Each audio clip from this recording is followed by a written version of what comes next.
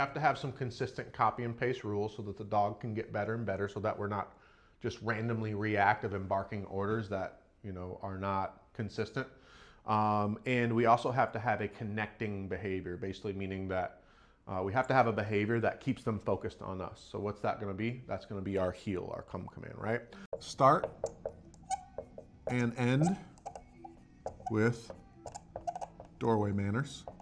So we want to make sure that the walk starts before the walk starts, right? So we don't want to open the door, have a dog impulsively jet out the door, be rewarded for being impulsive and over aroused, and now we got to figure out what to do to rein in this dog, right? So we want to make sure that we start the walk off before it starts with the dog focusing on us and waiting for our word, right? And we also want to end that way as well. 2, give your dog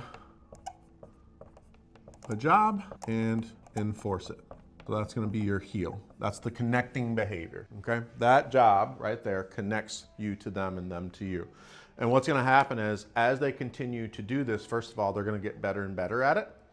2, you're going to compound wins as a parent, right? Well, all right, I'm going to listen to you, but if I listen to you, you know, you better keep me safe, right? And what are we going to do? Of course, we're going to keep them safe. We're going to go on walk after walk. They're going to listen to us, and every single time we're going to add money in the trust bank, right? I listened to you and I was safe. Good, right? You dictate everything. But in dog relationships, if you allow dogs to suddenly decide, no, we're going to go here, or you suddenly allow dogs to go over here and sniff, to go over here and mark, to stop, and then you got to stop, etc., so on, what you tell them in dog language is that, actually, I'm dictating the walk. That means I'm in charge, right? And if I'm in charge, that means I have to keep us safe. And I have to keep us, if I have to keep us safe, you know, I'm going to do it in a dog way, which is to be reactive and aggressive and to lunge. And by the way, in a human world, Maggie does not want to be in charge. She would feel a lot better knowing that someone who is, you know, more competent, smarter, stronger, calmer is in charge. Right? Where and for how long, because that's how packs of dogs actually work. There's one leader, everyone else is followers. Those followers are happy to follow every little move. And again, it's not that they don't have fun.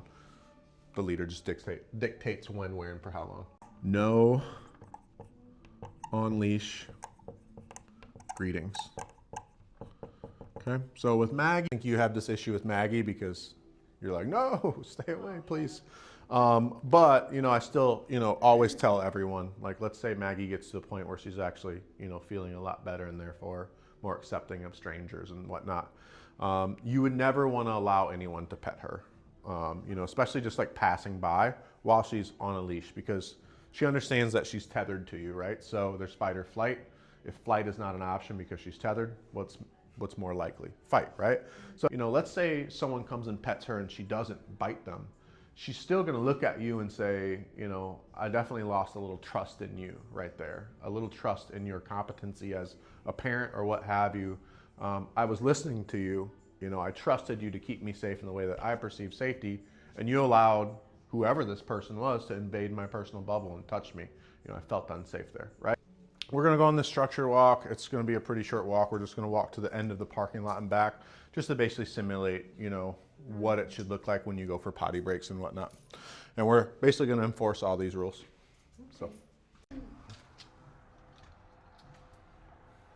So I'm not giving her a good as the result of the SIT.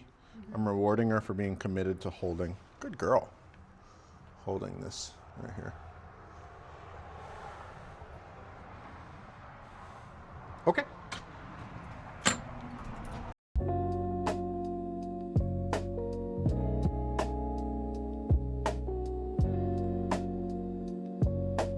And then we want to end with the same manners we started with.